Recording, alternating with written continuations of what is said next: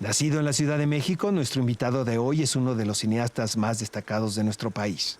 Estudió la carrera de Ciencias de la Comunicación en la Universidad Autónoma Metropolitana. Posteriormente estudió guión y realización cinematográfica en el Centro de Capacitación Cinematográfica. Su trabajo como director abarca películas como El abuelo Cheno y otras historias, Del olvido al no me acuerdo, En el hoyo, Los que se quedan, Madero muerto, Memoria viva, Carrier 250 metros y De panzazo, entre otras. Su destacada trayectoria ha sido reconocida con 4 Arieles de la Academia Mexicana de Artes y Ciencias Cinematográficas, una Diosa de Plata, el Premio Golden del Festival de Cine de San Francisco, el Premio Mayagüel del Festival de Cine de Guadalajara, el Premio Coral del Festival de Cine de La Habana, el Premio a la Mejor Ópera Prima del Festival de Cine del Mundo de Montreal, el Premio al Mejor Documental del Festival de Cine de Karlovy Vary y el Premio al Mejor Documental del Festival de Cine de Sundance, solo por mencionar algunos. En TAP Especial de Directores, tenemos el privilegio de presentarles a Juan Carlos Rulfo. Juan Carlos Rulfo, un placer que nos acompañes aquí en el taller de actores profesionales. Yo no soy actor, ¿cómo lo voy a hacer? Bueno, esta es una temporada dedicada a los directores. Bueno.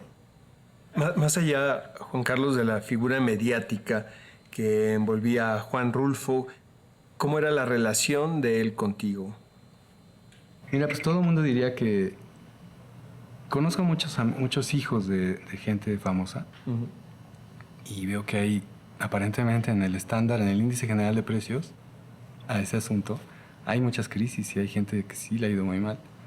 Pues yo sentía que todo el mundo me decía que yo debía tener problemas y que debía estar traumado, que debía ir al psicoanalista, pero pues nunca sentí que hubiera problemas realmente. Los problemas venían más bien allá después, cuando de repente las cosas cambiaron completamente, que era cuando de repente se va alguien, ¿no? Se va mi padre, espero que no se vaya mi madre, o se vayan mis hermanos, o se vaya... Pero bueno, como cualquier persona. Como cualquier persona, pero a lo que voy es que particularmente cuando eso ocurre en una familia pasible, pues sí se siembra algo, ¿no? Entonces mi padre pues era una persona que todos los días iba a trabajar, traía el gasto en la quincena, mi madre esperaba fervientemente el gasto, y pues yo quería comprarme una bicicleta, y pues yo estaba detrás de mi padre para que me comprara la bicicleta. ¿Y ese era tu interés? Ese era mi interés, y también mi interés era, papá, vámonos a ver el fútbol, y entonces él cortaba unas naranjas con chile, y estábamos viendo el Mundial del 74, que fue famosísimo, ganó Alemania contra Holanda, lo tengo acá, soy fan de los alemanes en ese sentido, ¿no? Entonces, bueno, Beckenbauer y todo este rollo. Pues ese es el recuerdo, ¿no? Pero en otro sentido, pues iba a una escuela activa donde estaban todos los hijos de psicoanalistas, de intelectuales, de todos estos tipos sesudos, y los veía, pero verdaderamente pues me asustaba porque dije, te cae que así debería yo ser. Entonces era como raro y aparentemente yo debería ser diferente. ¿A qué edad te diste cuenta que eras hijo de Juan Rulfo, como se conocía? Estaba un día, del público. Me acuerdo que estaba un día en la primaria, en una escuela de gobierno, que estaba a 100 metros de mi casa. Todo era facilito. Esa fue enseñanza de mi padre. El trabajo estaba a 100 metros, la escuela estaba a 99. Y estábamos en la cola esperando, estábamos formados ya para entrar a clases a las 8 de la mañana. Y todos mis compañeros estaban diciendo, pues mi papá es arquitecto, pues el mío es ingeniero. Y me preguntan, ¿y el tuyo? Escritor. Y todos se me quedan viendo, escritor, ¿y eso qué es? Era segundo de primaria. Es decir, yo tenía 7, 8 años. Y a partir de entonces empecé a pensar que ahí había algo, ¿no? Y bueno, entonces oía por el teléfono que hablaba con Galeano, que pasaba Cortázar por ahí, que estaba García Márquez por allá, que estaban toda esta serie de gentes, que pues era bastante común escuchar sus nombres en el teléfono o ver las agendas con todos ellos, o que mi padre estaba con Ruffinelli por no sé dónde, que viajaba a las ferias del libro en Frankfurt, en Argentina, en España, en fin, muchos viajes. La llegada de mi padre de un viaje olía el perfume del viaje, la maleta olía algo especial, que era tal vez el avión o era algo que él traía, y los regalos, ¿no? Es decir, iba a Venezuela y me traía mucha música, de repente le daba por la música, de repente le daba por... Me traía binoculares y me traía la primera grabadora de cassette que yo vi en la vida, con la cual después me dormían y escuchaba a Beethoven o Keith Jarrett del concierto de Colonia del 74, y tengo muy claras esas fechas porque así se fueron dando. Cuando le pedía una cosa así, cuando lo estaba despidiendo en el aeropuerto, era una televisión chiquita. Y llegó la televisioncita, ¿no? Era bastante falluquero. Y me encantaba ir con él a Tepito a chacharear. Y desde ahí se me quedó el chacharero, lo cual también significa estar platicando con la gente, estar de metiche, Claro. a lo cual considero que es un asunto de una profesión que presumo mucho que sea metiche profesional. Metiche profesional. Oye, Juan Carlos, ¿a qué edad empezaste a leer a tu papá? Pues voy a la escuela y me dicen, tienes que leer el libro de tu padre y tienes que hacer un resumen. Y dije, seguramente yo tengo que ser el más chingón de todos, ¿no? Qué presión, Y caray. dije, bueno, pues lo leo. ¿Y le Entonces, pedías ayuda a tu papá? no, nunca hablamos de literatura. Ajá, nunca hablamos de literatura. Hablábamos de música, hablábamos de chácharas. Ajá. Hablábamos de árboles frutales, porque luego le dio por comprar manzanos y sembrar. Teníamos una huerta a la que íbamos todos los fines de semana religiosamente. Esa era la vida cotidiana. O sea, la vida cotidiana no era intelectual en el sentido de la presunción de la inteligencia, sino era tremendamente emotiva y cotidiana. Y esa cotidianidad tuvo un valor muy particular de saborear esos momentos que creo que en los demás, por eso hablé de los demás, que en los demás se pierde, se perdió. ¿Por qué te fuiste a estudiar ciencias de la comunicación? Pues estudiar comunicación es una cosa rara, porque ¿Sí? te permite estar como tranquilo un rato, sin estar preocupado qué quieres hacer de la vida. Es muy banal al mismo tiempo, y por otro lado, pues estás en el medio, es decir, no te Claro. enfocas, Sí, pero sí, estás ahí. Estás navegando en una especie de sopa que Estás tienes... estudiando, como tú dices, estás estudiando algo, por decir algo. Sí, porque tenía que hacerlo porque mi padre me lo pedía. Mi madre también decía, pues ahora que sigue, pues ¿qué tengo que estudiar? Me gusta la agronomía porque había una guapa ahí en agronomía, y pues también. Yo había estado yendo a esta huerta que les cuento todos los fines de semana. Yo no tuve fines de semana de ir al cine con los amigos. Tenía fines de semana de ir a la huerta a ver el Popocatépetl y a cortar manzanas, peras y a limpiar la tierra y a sacar las hierbas. Y a ver a la guapa. Y la guapa estaba en la escuela. Entonces, cuando la veo y agronomía diga, a lo mejor se me acomodaron los muebles en la cabeza y tiene que ver con la guapa. Una española hablando de España. Vaya, ¿por qué entras al CCC?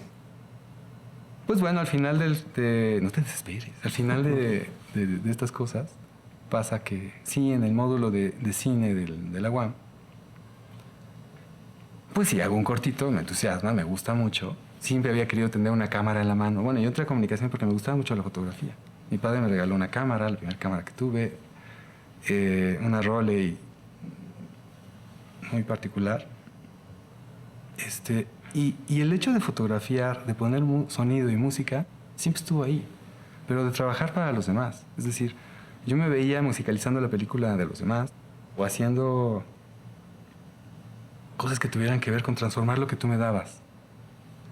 Y eso sí era muy sabroso. Cuando me tocó dirigir por primera vez, pues sentí también delicioso. Pues no sabía, era como experimentar. Finalmente hice mi tesis sobre Tarkovsky, fue el año que murió Tarkovsky, y me voló la cabeza. Esta cosa de repente entrar en el cine, difícil aparentemente. Mi tesis era sobre el cine aburrido. No es que Tarkovsky lo sea, pero pues es difícil. Era una especie de contraposición entre el cine hollywoodense y el cine no hollywoodense.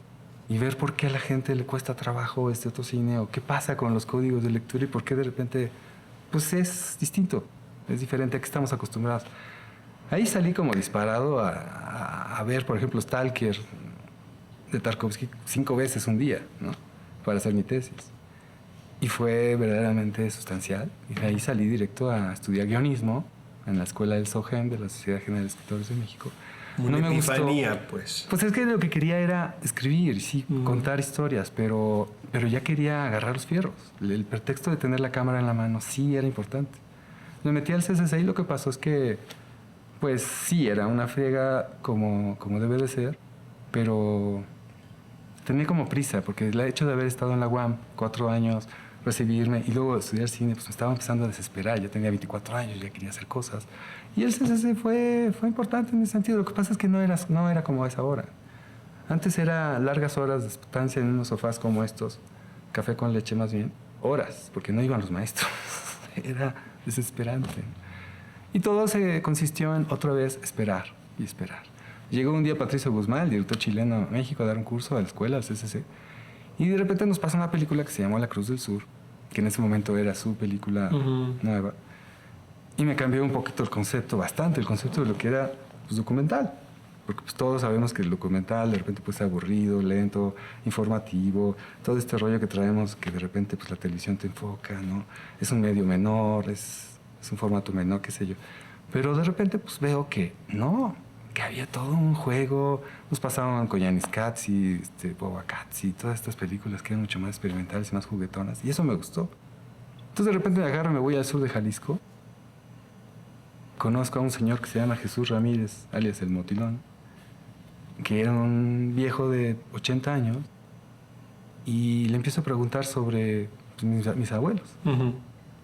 Y me empieza a contar, más allá de que me cuente sobre mi abuelo, es que cómo me empieza a contar las cosas. Es un personaje que finalmente lo que entendí es que había algo muy particular escondido en el carácter de las gentes. Es decir, descubro lo que es un personaje, descubro observar a la gente, descubro escuchar a la gente y descubro que hay cinemática en ese personaje y que hay una historia que contar. ¿Y él se convierte en el abuelo Cheno entonces? Y él finalmente es el personaje del abuelo Cheno, quien me hace descubrir a mi abuelo y quien finalmente me enseña lo que es el oficio y lo que es esta cosa de hacer cine.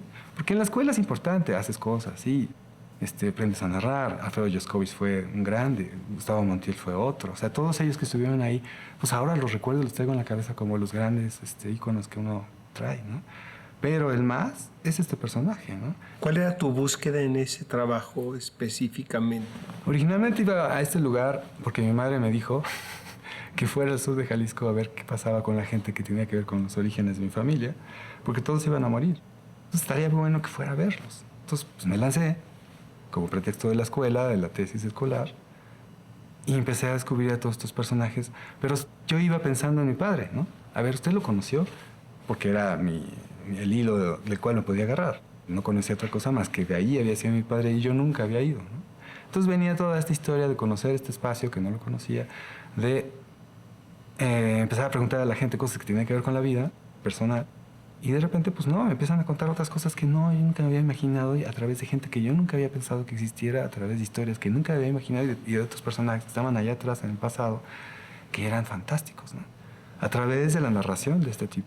Entonces descubro de trancazo muchas cosas, pero no necesariamente ahí, sino ya después, cuando regreso a México y empiezan a caer los 20, empiezas a ver que ahí había muchas cosas que yo no conocía, que en la escuela no me habían dicho y que la vida tampoco me las había enseñado, ¿no? Bien, amigos, no se vayan porque después de esta breve pausa vamos a continuar platicando con Juan Carlos Rulfo aquí en el Taller de Actores Profesionales.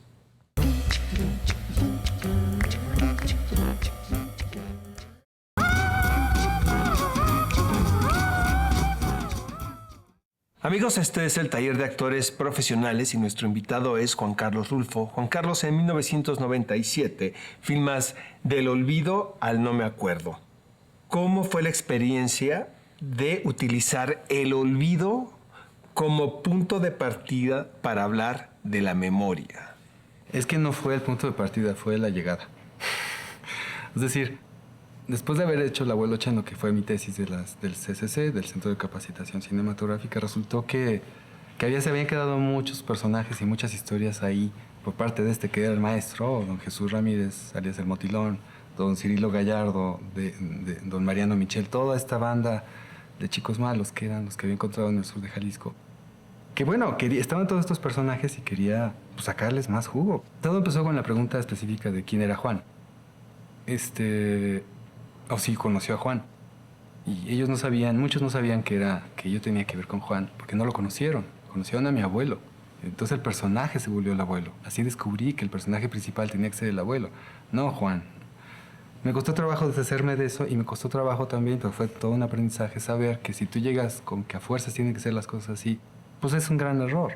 O sea, esta cosa de ser flexible, de dejarte llevar con los vientos del paisaje, pues es importante.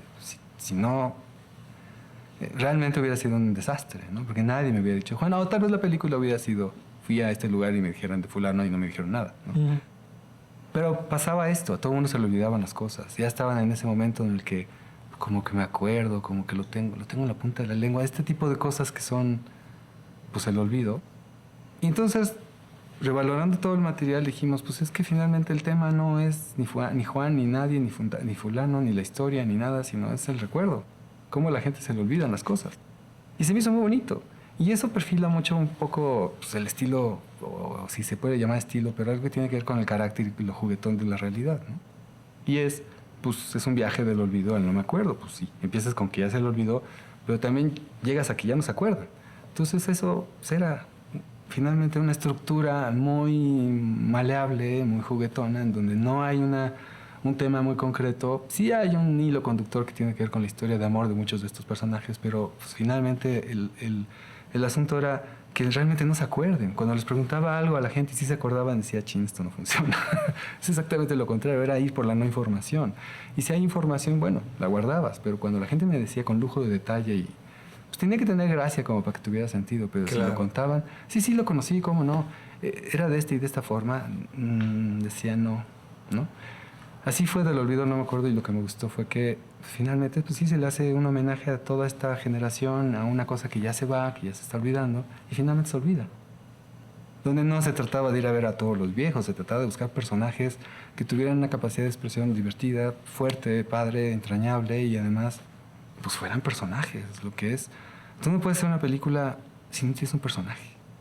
Si no hay esa materia prima, pues sí te cuesta un poco más de trabajo, digamos, ¿no? Claro. No es que no lo puedas hacer, pero sí te ayuda mucho ese carácter que tiene el personaje, más allá del guión, de sus cosas naturales que tiene de expresión, de las pausas que hace para hablar, de los chistes que se avientan, de las punzadas que finalmente tú no las puedes escribir en una ficción. Sí están en estos personajes del documental que te dan esos grandes premios, esos grandes regalos, que finalmente en eso está fundamentado todo, tanto del olvido como del abuelo chino y todo lo que he intentado hacer. Buscar un personaje que tenga todo este universo, que sea más poderoso que el tema, ya está hecho todo. Precisamente vamos a platicar de En el Hoyo. Es una película donde cambias los universos rurales para adentrarte en las historias urbanas. ¿Qué tan consciente fue esta decisión? Ya había pasado un buen rato desde El Olvido. Del Olvido, no me acuerdo, fue una película muy interesante en el punto de vista de su exhibición. Porque desde que yo tenía memoria no se había exhibido un documental así, en cartelera comercial, a la par de Amores Perros. Fue la misma exhibidora y fue 1 o 2 semanas después de que se lanzó Amores Perros a Que cartelera. era Altavista. Era Altavista. Y fue muy interesante ver que yo pensé que me iba a apachurrar y no, curiosamente había una oferta muy diversa. Estaba desde Amores Perros hasta De Olvido, no me acuerdo, y me acuerdo que iba a las salas a ver qué pasaba con la gente, ¿no? Mi primera experiencia de exhibición comercial, pues estaba fascinado. Y veía a la gente reírse de una cosa tan personal y tan que yo había escuchado toda la vida que pues me dio mucho, no solamente gusto, sino la confianza de que estos temas de estos personajes pues tenían algo, así había eco en la gente. Faltaba esa comprobación ante la audiencia. Una cosa es lo que uno cree y lo que uno le gusta, pero otra cosa es, yo sí creo profundamente en el espectador. Sí creo que hay que ganárselo y hay que tratar de construir una estructura para echártelo a la bolsa y luego ya hacer lo que quieras con él. Piensas en el público. Exactamente. Así creo que es fundamental. O sea, no existe tu obra si no existe ese camino hacia las conciencias de la gente. De cómo puedes tú modular los estados de ánimo y todo este asunto, sí se me hace muy importante. Y también tratar de probar con ellos también ciertas sensaciones. Entonces, pues En el Hoyo nace después de 6 años de estar probando, como 2 años después de exhibido del Olvido, no me acuerdo, un buen resultado en taquilla y exhibición, digo, comparativamente para hacer un documental. Sí lo presumo porque sí me dio como mucha confianza. Pues entonces empiezan a hacer el segundo piso del periférico, enfrente de mi casa, en donde yo me tardaba 4 horas en ir a la escuela por mis hijos, cruzar el periférico desde Las Flores hasta Tlalpan. Un día tardé 4 horas, pero pues fue porque me la pasé viendo a todos los chavos que estaban construyendo y además viendo a toda la gente que estaba viendo a los chavos construir, ¿no? A todos los obreros. Y pues mi hijo estaba atrás todo desesperado y así muchos otros estaban desesperados. Dije, bueno, es que esto está pasando algo que creo que no había pasado en que la población de esta ciudad lo viva, ¿no? De esta manera. Es decir, está poniéndose a prueba una manera de convivencia muy particular. Yo te voy a comentar algo. El segundo piso desemboca el eje 10, justo donde yo vivo. Entonces tengo una experiencia idéntica a la tuya. Yo me tuve que aguantar 4 años el salir de casa y el de formarme, ¿no? En las largas filas. Y lo que más me asombraba fue el ver cómo todos los automovilistas tenían una actitud entre resignación dignidad y esperanza a lo que se estaba construyendo. Y al igual que tú también, todos estos 4 años me la pasé observando alrededor. Por eso cuando fui a ver tu película, fue como un evento realmente catártico. No sé si fue particular por la zona donde yo vivía y se estaba construyendo también ahí parte del segundo piso, o si le sucedió realmente a todos los espectadores, ¿no? El objetivo principal es que cuando tú vieras la película ya vieras diferente a toda la gente que trabaja ahí, porque muchos se ganaron varias mentadas, sí sufrieron, por supuesto pasó de todo. Sí fue catártico, como dices. Y lo que me daba la confianza es que, bueno, finalmente estaba enfrente de mi casa. Es decir, no podía no verlo. Y lo que más me llamó la atención para decidir que había que hacerlo es cuando de repente, sí, tenía como ganas de hacer algo, lo cual no sabía cómo, lo mismo que siempre me pasa. Veía que algo estaba entusiasmante, pero ya habían puesto casi todas las bases de todas las columnas. Es decir, me tardé bastante. Cuando había una en particular, que es la de las flores y periférico, una que es como el eje vertical, un eje medular de un distribuidor vial, y veo allá hasta abajo a un personajito chiquito que está con un rotomartillo, pues bailando. El rotomartillo estaba fijo y él se estaba moviendo para todas partes. Entonces dije, esto está buenísimo. Y veía las nalguitas y se movían para todas partes. Y decía, bueno, esto está interesante. Y bajando otro cuate todo con una capucha que llegaba y le daba una nalgada y dije, bueno, entonces me bajé, agarré y les pregunté si podía bajar, me pusieron un casco, el ingeniero me dio chance, cosa que ahora es muy difícil que hagan. Intenté hacerlo en la línea de 12 del metro, pero ahí sí me dijeron, no puedes pasar. Acá había una cierta como novedad en el asunto de que todo era pues nuevo, pásele, ¿cómo no? Nomás póngase su casco y agárrase bien, ¿no? La escalera estaba agarrado con un hilo, continuaba con una varilla y luego tenía una piedra que salía y de la piedra que salía estaba agarrado otro pedazo de escalera que Dios sabe cómo puedes bajar de ahí. ¿Es cierto que pensaban que eras gringo, Juan Carlos? Sí, pues güerito en esta ciudad, en cualquier parte del país, es sinónimo de extranjero, ¿no?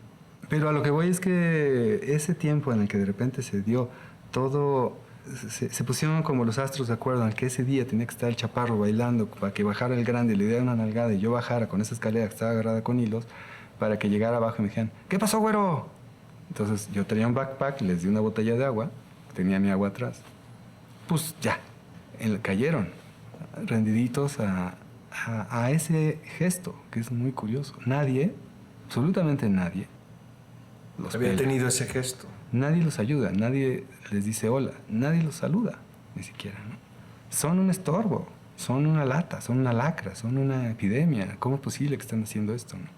Es verdaderamente gacho el trato que le da a la población a los trabajadores. La banda sonora en esta película juega un rol también muy importante. ¿Estás de acuerdo, Juan Carlos? Pues lo que pasa es que otra vez regresando al asunto del documental o de lo que el documental te da para hacer una película, porque quiero hablar luego de la ficción en ese sentido, es que te permite utilizar todas las casualidades a tu favor.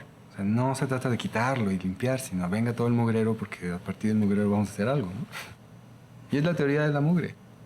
Pues, con ruido, porque la habíamos escuchado todo el tiempo, con rotomartillos, con martillazos, con serruchazos, con claxons, con mentadas, todo eso era música para mis oídos. No podría ser pues, la quinta de Beethoven y podría ser otro tipo de cosas, tipo Philip Glass, no, tenía que ser algo que fuera con los ruidos. Entonces lo hablamos a Leonardo Heiblum, que desde hace mucho había querido hacer algo así. Y dije, vas, ¿no? Y bueno, hizo una cosa fantástica. Lo que fue el trabajo con él consistió en que, en un principio, fueron como 2 etapas. En un principio se hizo algo como muy abstracto. Eran ruidos pesados, algo así que sí te ponía como deprimido. Entonces después dijimos, vamos a meterle un poco más de alegría. ¿Qué tal si hacemos la cumbia del chaparro, ¿no? Entonces, con ruidos de varillas, distorsionados un poquito con el cinte, pues era una melodía por abajo que estaba hecha todo con sonidos de ruidos, mientras el chaparro, o sea, uno de los personajes, Chabelo, caminaba. Entonces oías porque tenía un tumbado al caminar muy curioso y asimilaba una cumbia. Entonces eso le da como una especie de carácter, no era una cosa seria, había que ver humor y al mismo tiempo sí, era muy fácil hacer algo serio y dramático con estos sonidos. O sea, el famoso sonido de reversa que tienen los camiones de carga, el tut, tut, ese, que lo hemos escuchado todos, bueno, se convertía en una cosa tremendamente solitaria cuando lo escuchabas. O sea, si querías construir un ambiente en donde sintieras la soledad de la noche, cuando cerraban el periférico a eso de las 2 de la mañana y llegaban las barrenderas a limpiar con el polvo que se levantaba y las luces en contra y el perfil de estos personajes se me hace fantásticos, y esa música o esos sonidos, pero tocados con una cierta intención, era impresionante. Okay. Amigos, después de esta breve pausa, continuamos con Juan Carlos Rulfo aquí en el Taller de Actores Profesionales.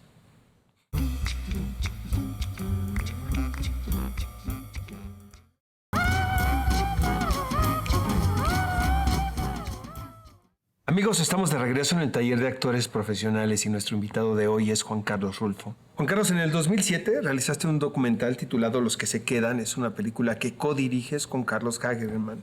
¿Cómo nace la idea de hablar de la migración a partir de la desintegración familiar? El trabajo consistió en emotivamente, sin utilizar el amarillismo clásico del tema. Es decir, al hablar de migración ya de entrada tienes migración, muerte, tráfico, todo esto, ¿no? Pues se trataba de hacerlo afuera eso, quitar el tema amarillo de ese punto y hablar de la gente desde donde la gente nos diera el material. Y fue muy rico. Y otra vez se comprueba la norma de que cuando entras con amistad, con cariño, con tratar de cultivar esta especie de, pues vamos a platicar de lo que te importa, tú qué le quieres decir al de allá, y tú cómo te sientes, y a ver cómo es tu vida cotidiana aquí, por qué te quieres ir, bueno, todo eso metido por todas partes, pero no era el reportaje de cómo sufren, vean cómo están muriendo, miren, vamos a ver las razones por las cuales es lo que te quiero ir. preguntar. Visto desde ahora, Juan Carlos, ¿cómo crees que se refleja la ausencia? ¿Se reflejaba la ausencia de los que se fueron en los personajes, en la vida diaria de los personajes que estabas retratando? Pues hay un constante esperar del que está allá afuera. O sea, hay alguien, un ausente, que no se murió, pero no está. Y si se hubiera muerto, pues ya hubiera dejado de existir. Estaría una sombra, tal vez. Pero está alguien allá y esperan cotidianamente la comunicación, el telefonazo, el regalo, o la quincena, o el mes, o lo que sea, cuando hay comunicación, ¿no? Y no solamente eso, también está el hecho de haber ido y venido. O sea, el que se fue y regresó, y que te dice, bueno, si me hubiera quedado acá no hubiera tenido todo esto, ¿no? Hay un éxito y hay algo que se llama esperanza. Y construir la esperanza, tener esperanza en algo que es como aventar una botellita con un letrerito adentro que dice aquí existo, pues es muy curioso. Si no lo hubieran hecho, no tendrían esa esperanza. Uno de los logros, creo, de este documental, desde mi punto de vista, es que retratan la nostalgia provocada por los que se fueron, pero también, como tú bien dices, hay ese sentimiento de esperanza también, incluso de alegría. ¿Fue difícil para ustedes como directores encontrar ese equilibrio para el documental? No, también se trata de eso, se trata de que tú estás buscando personajes con la mira de, pues tienes un personaje muy dramático que está en Chiapas, donde a esta mujer le mataron a su marido, ¿no? Y además es una indígena chapaneca exilada de parte de los chamulas en una zona, una ciudad perdida dentro de San Cristóbal, es decir, es triplemente marginal. Y además siendo víctima del asunto de la migración como víctima fatal, pues donde había llanto, donde había tragedia, donde pues, tengo que reconstruir mi vida con mis hijos. Uf, fuerte, ¿no? Pero no fuerte en el plan de cómo sufre y tocar la llaga y ver cómo sufre, lloremos todos, ¿no? Había que tener cuidado con eso. Y por otro lado estaba el personaje alegre, dicharachero, que había ido y venido, que está en Zacatecas, ¿no? Que le da balance. Por otro lado está la familia, que está en broncas de familia, que ya te vas a ir, pero no pienses en mí. Hay muchos casos, hay muchas formas de ser migrante. Entonces, ¿cuántas podríamos tener que dieran más o menos un arcoíris de las posibilidades que esto da? Sin que sea necesariamente, insisto, que es muy importante, aunque tal vez a la televisión no le interesa eso, sin que fuera amarillista y sin que fuera necesariamente tremendista. Juan Carlos, ¿cómo te involucraste en Carrier 250 metros? Bueno, también ahí fue que estábamos editando Los que se quedan, y de repente llega un fonazo y una tal Natalia Gil me habla proponiéndome hacer esta película, que había ido a ver a Simón Bros, un publicista muy divertido. Y Connotado. Connotado, pero además divertido, porque pues sí es divertido trabajar con él. Sí. Hasta en muchos sentidos. Y bueno, él era el productor, Natalia quería dirigir la película, y me pedían primero asesoría y pues me fui involucrando y ya estaba ya dentro. Por otro lado, pues porque bueno, era como la posibilidad de conocer a un señorón de estos que pues nada más en los libros los ves, ¿no? Y además tenía que ser en el extranjero, cosa que era una gran oportunidad de aplicar todo este rollo que uno habla de México y cómo conocer a los personajes y cómo tratar y que si la intimidad y que si te acercas a ellos y que cómo son las preguntas y cómo juegas con todo y que si ves o no ves a los ojos, toda esta tarugada de cosas con alguien que no sea en México, ¿no? Se armó y se hizo un calendario bastante extenso porque había que ir a 7 países, inspirado en unas cartas que Carrier que había escrito a sus hijas. Todo esto fue idea de Natalia. Y ahora el asunto era ejecutarlo. Y bueno, como buen guionista que es Jean-Claude, le pregunté, oye Jean-Claude, ¿y cómo fregados lo hacemos? Ah, no sé, tú eres el director. No, pero tú eres el guionista. ¿Yo qué? ¿Yo qué? ¿Fue intimidante acercarte a esta imponente figura de...? En un principio sí, pero gracias a que... Bueno, sobre todo imponente figura sí, pero además francés. Ese pequeño detalle. No se nos debe de olvidar. Exacto. Entonces, pues no me salió con el... que toda esta cosa que es pesada.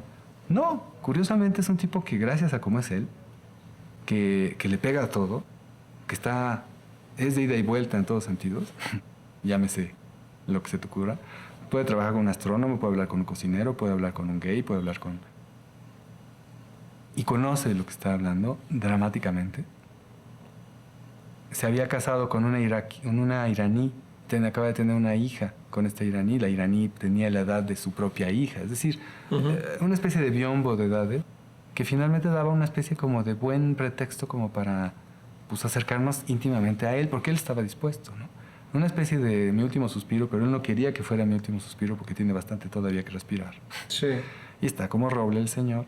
Pues nos llevó a 7 países en el mundo que fue fantástico, ¿no? Entonces así fue como una cátedra de escuchar finalmente sus tesis sobre lo que es la vida, lo que es la historia, lo que es aprender de la vida en un momento en el que, sin querer queriéndolo, tal vez iba a ser la última vez en que iba a recorrer esos lugares que habían sido fundamentales para él en su vida. Llámese el sur de Francia, donde él es originario, París, donde él construyó su trabajo cinematográfico, después Nueva York, donde construyó toda su adolescencia, después... ¿Qué era eso, Juan Carlos? Traducir las cartas que había dejado como legado a sus hijas al cine. ¿Esa fue tu misión? Así es. Ya lo dijiste.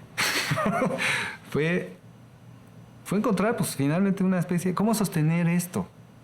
Me decía Jean-Claude, a ver, ayúdame. ¿Dónde está el drama aquí? Sí, hay una estructura clásica, ¿no? Te llevo a estos lugares y debe de ocurrir algo. No nada más me estés... Aquí quiero decir algo. Y pues la cámara y se avienta un discurso. O así, cotidianamente, pues esto puede ser bastante pesado, ¿no? O sea, estaba un poco asustado porque no sabía muy bien cómo iba a sostener todo el asunto, pero fue dando, ahí entendí que pues hay muchas veces las cosas sí se van dando. Conforme se van sumando las cosas, se van sumas y sumas momentos y él va cediendo, él cede frente a la cámara, se acostumbra, se abre y tú pues entras, ¿no? Y ya cuando estás dentro, pues se quiebra. Carrier tiene un libro que se llama La fragilidad, donde precisamente de lo que habla es del fundamento del drama, de la comunicación del escritor con el espectador o con el lector. Y esos puntos comunicantes es donde todos somos frágiles, donde todos nos rompemos y nos rompemos porque estamos hablando de cosas que nos competen, que nos mueven. Las fragilidades, es un diálogo de fragilidades continuos entre todos para podernos hacer sentir cosas. Si no, entonces, si yo no me pongo frágil a la hora de Entre contarte, director y espectador. Exacto. Si yo no me pongo frágil para contarte algo, pues no te fragilizo, no te quiebro. Claro. Puede ser que seas una piedra que no se rompe, pero se trataría de poder encontrar la fragilidad de esa piedra para poder entrar y pegarle duro. Entonces es un diálogo en donde trato de encontrar dónde está tu punto frágil para poderte pegar ahí y quebrarte. Casi de manera simultánea, querido Juan Carlos, llega una película titulada De Panzazo. ¿Cómo llega a ti este proyecto y qué aportó de manera particular tu colaboración con Carlos Loret de Mola, con quien codirigiste este documental?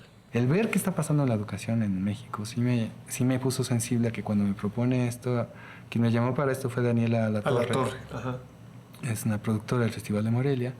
Se volvió la productora de esta película y junto con Cinépolis y todo un grupo de gente que sí estaba preocupado sobre qué hacer con la educación, pues, convocan a vamos a intentar hacer una propuesta audiovisual que hable de qué está pasando en el país. Entonces comenzó toda una investigación por distintas escuelas, otro movimiento por todo el país, tipo de los que se quedan, pero con muchísimas más complicaciones, porque había que entrar a las escuelas, porque había que hablar con los maestros, porque había que estar con los alumnos, en momentos donde no necesariamente la gente sabía qué iba a pasar. Entonces empezamos como campusinos a recoger testimonios, a estar en las escuelas repetidamente, un ciclo escolar completo, ¿no? A tener personajes. Y lo más bonito de todo es que yo siempre había trabajado con viejos o señores mayores Claro. y gente de campo, pues aquí eran chavos. Entonces fue así como, esto está buenísimo. Entonces llego con una cámara a una escuela y lo primero que pasa es que se me arrebatan la cámara casi. O sea, ellos querían grabar todo, digo, pues vas. Sí, claro. Y eso fue muy bonito. Y ahí es donde nació la idea de que, ¿saben qué? Grábense. ¿Quiénes crees que se sintieron aludidos con esta película desde tu punto de vista? Bueno, los dos sindicatos reaccionaron haciendo sus propias películas, diciendo, nosotros hacemos lo mejor que se puede, los maestros son maravillosos. En la película se habló de que hay grandes maestros y también hay muy malos maestros. También se habló de que hay buenos padres, pero hay muy malos padres. Se habló de que hay un sistema educativo muy cuestionable y que sus dirigentes son bastante cuestionables. Bueno, que toca a los demás seguir, ¿no? Exacto. Entonces, bueno, el gran call to action era que los padres tenían que hacer lo suyo en casa. Es decir, no solamente léele a tus hijos, como hay varias campañas que se han desatado desde entonces, sino yo creo que hay que cuestionar qué estamos haciendo en casa con respecto a los hijos. Yo creo que ahí es donde está el punto mayor. No vamos a cambiar el sistema educativo mañana. El Baster llevaba 30 años y no es culpa solamente del Baster, es del gran sistema mexicano educativo que ya está bastante caduco y que pues, no permite que otras iniciativas participen, porque pues no se les da el registro, ¿no? Entonces, bueno, eso para variar es grave. Y eso tiene mucho que ver con homogeneizar una sociedad y con tratar... Es complejo, pero no se está trabajando al respecto. Parece que con haber quitado el Baster ya se calmó. Y no, eso era la punta del iceberg. Abajo hay un mugrero, ¿no? Entonces, bueno, por eso digo que hay muchas cosas que hacer y fue tan fácil cuando llega este gobierno y quitan al Baster. Si eso lo pueden hacer así de fácil, ¿qué no podrían hacer? No me digan que era inamovible. No, llegó y lo hizo. Entonces es mucho más sospechoso que nos hagan otras cosas, ¿no? Se me hizo hasta mal apuntada. No la estimo al Baster, es un personajazo. Pero sí me dio pena porque dices... No es todo el problema. No era ese el problema y no era así. No sé qué están tratando de enmendar. ¿Por qué no más bien le entran directamente al sistema? La evaluación de los profesores. Pues sí, pero no se trata de que evalúes a los profesores, ¿no? ¿Por qué no hacemos una gran campaña como lo que se está haciendo ahorita con la reforma energética? ¿Por qué no lo abrimos a la opinión pública y que se convoquen a grandes sabios de la educación, que no los hay, por cierto? No hay un Vasconcelos, ya no hay mucha gente que podría aportar, pero hay que descubrirla. Que se haga una gran junta donde se construya un nuevo sistema nacional de educación. Eso sería fantástico. En lo cual estaría incluido una evaluación para los profesores, de acuerdo a muchas cláusulas. Bueno, hay todo por hacer. Es fantástico el tema, es verdaderamente increíble. Okay. Amigos, después de esta breve pausa, continuamos con Juan Carlos Rulfo aquí en el Taller de Actores Profesionales.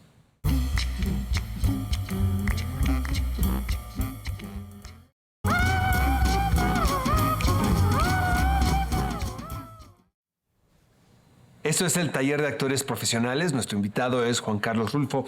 ¿Cómo logras que la cámara, Juan Carlos, forme parte del diálogo que tienes con tus personajes? Pues es que ese diálogo se hace, el diálogo que hay con los personajes se hace porque hay confianza.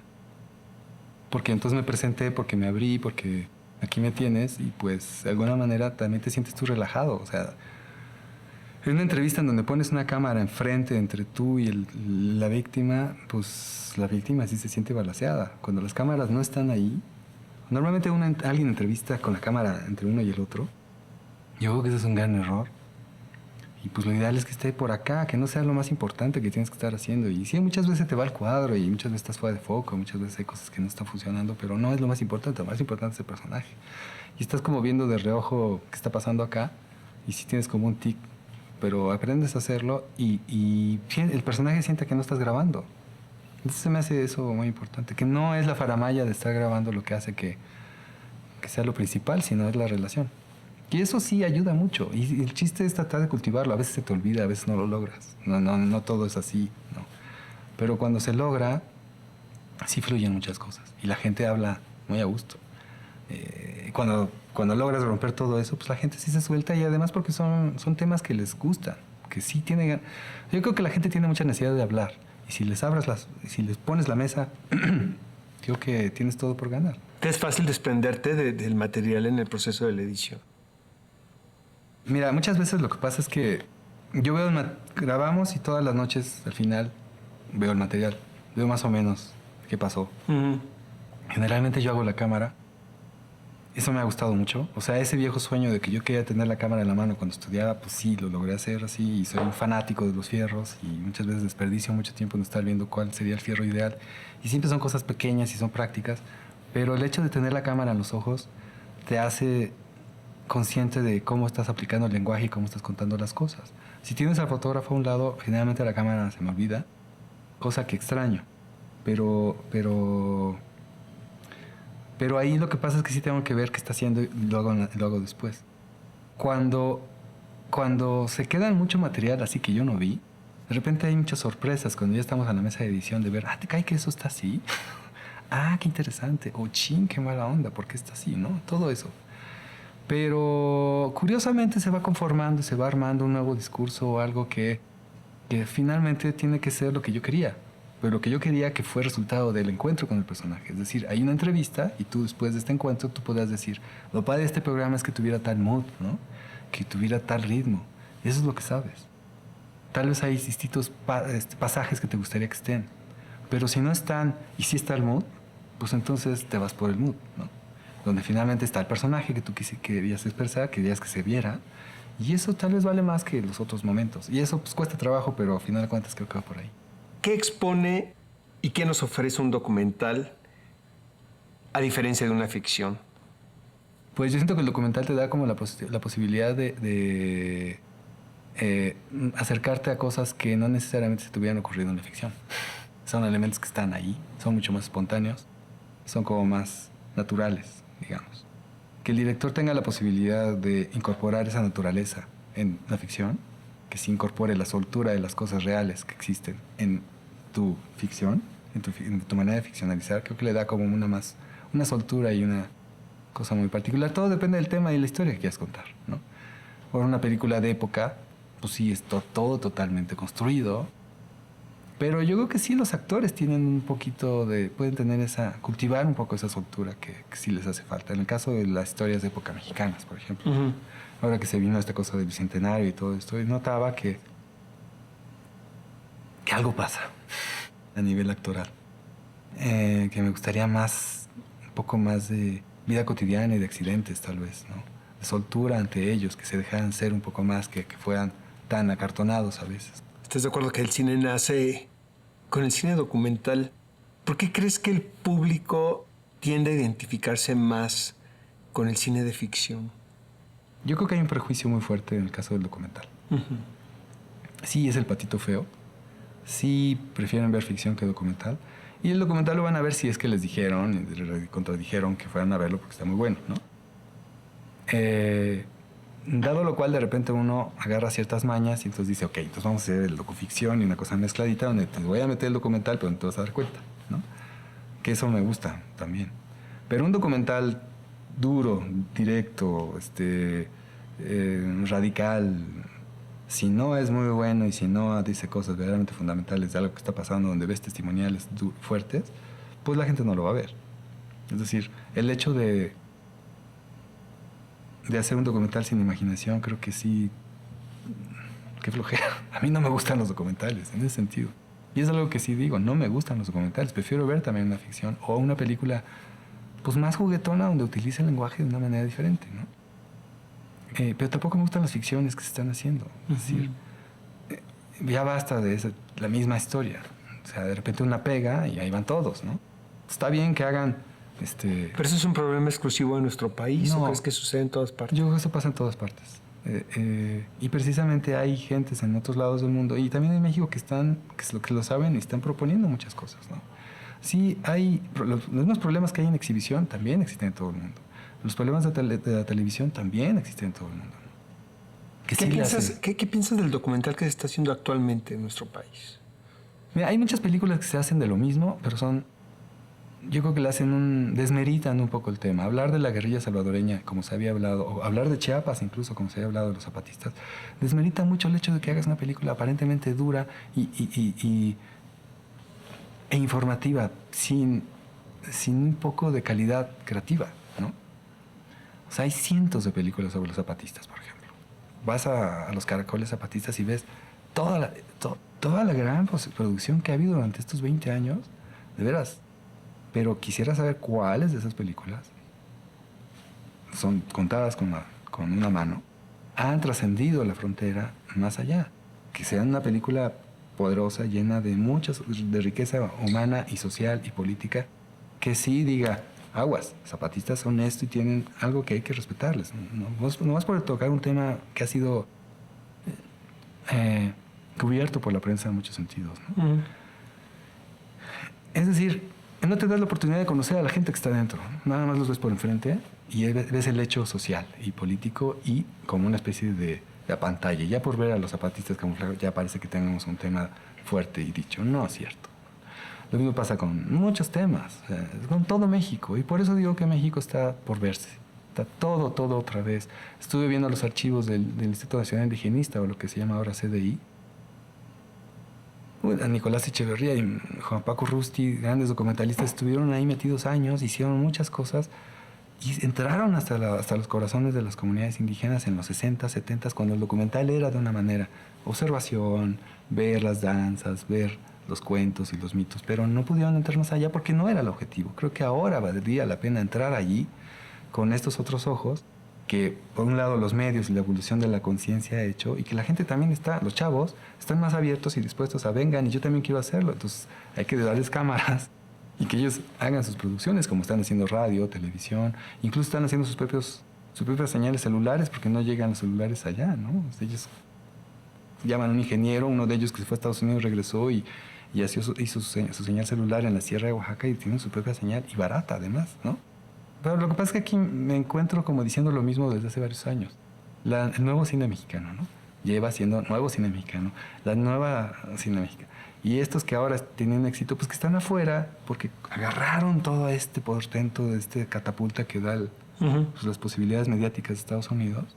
Y además, pues que lograron hacerse un espacio poderosísimo que está increíble, ¿no? Pero tienen un estilo que son ellos. O sea, lo padre sería entonces, bueno, si eso está ayudando a que los de acá se entusiasmen, pues necesitamos íconos, ¿no? Uno de los grandes problemas que tiene México ahora es que los íconos no pueden ser solamente los narcos, sino también los futbolistas, los cineastas, ojalá los políticos, ¿no? Es lo que te quiero preguntar y es el último cuestionamiento de esta entrevista, querido Juan Carlos. ¿Qué papel podría jugar el arte y la educación para ayudar a resolver problemas de una sociedad contemporánea? Y me ha pasado muchas veces que precisamente lo que es el teatro, la música, las manifestaciones artísticas, cuales sean, en estas comunidades y en la ciudad, salvan el alma, o sea, nutren el corazón. El deporte también, ¿no? Es la cultura y el deporte. El hecho de manifestar el espíritu de la gente es lo que es importante, ¿no? Llámese como se le llame, pero hablen, hagan, digan, manifiéstense, déjenos vernos. Es lo padre, no nada más recibo y es lo que todo el tiempo te están dando. Recibes de esta manera y punto. No, espérate, hay una gran manifestación de cosas y cada pueblo, cada cultura, cada barrio, cada gente tiene una cosa que decir, ¿no? Entonces yo propongo básicamente pues que haya una manifestación de todos los cuentos, historias que hay en cada barrio, en cada ciudad, que esta ciudad se conozca. El Metrobús cruza la ciudad y pues que conforme va pasando vayas conociendo lo que ocurre en cada barrio alrededor donde vas cruzando, ¿no? Uh-huh. En el metro, aquí las estaciones del metro podrían ser diferentes según los barrios. Y no peyorativamente, sino de una manifestación cultural fuerte, ¿no? La recuperación de la ciudad, de los pueblos en general, del lugar en el que vives, pues tiene que ver otra vez con conocer las raíces y dónde estás parado. Si no nos enraizamos, sí es la mejor manera de irnos y de que pues, valgamos cacahuate. Muchísimas gracias por acompañarnos en el taller de actores profesionales dedicado a los directores y a un director tan importante del género documental. Juan Carlos, de verdad fue un privilegio escucharte y gracias por tu sabiduría y por tu entendimiento y generosidad. Muchas gracias. Cuando quieras regresar, bienvenido.